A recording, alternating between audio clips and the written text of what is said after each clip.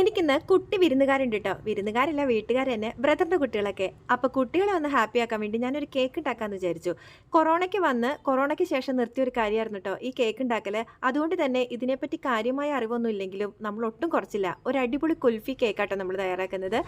സാധാ കേക്കിൻ്റെ ബാറ്റർ തന്നെ നമ്മൾ 2 ടേബിൾ സ്പൂൺ മിൽക്ക് പൗഡർ ചേർത്തിട്ടുണ്ട് കേട്ടോ. പിന്നെ കേക്ക് സോക്ക് ചെയ്യാനായിട്ട് കുറച്ച് ഡ്രൈ ഫ്രൂട്ട്സ് നമ്മളൊന്ന് പൊടിച്ചെടുത്തിട്ടുണ്ട്. പാലിലേക്ക് ഡ്രൈ ഫ്രൂട്ട്സും ഏലക്കയും പഞ്ചസാരയും കൂടെ പൊടിച്ചതും കൂടെ ഇട്ട് കൊടുത്തു.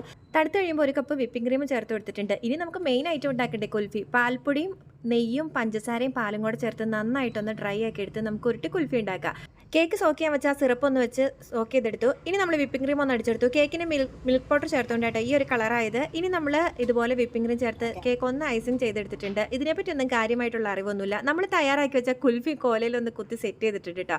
കുട്ടികൾ ഹാപ്പി ആവാൻ വേണ്ടി കുറച്ച് ജെംസ് ഒക്കെ വെച്ച് ഒന്ന് സെറ്റ് ചെയ്തു. കാണാൻ ഇത്രയൊക്കെ ഉള്ളെങ്കിലും ടേസ്റ്റ് അടിപൊളിയായിരുന്നു കേട്ടോ.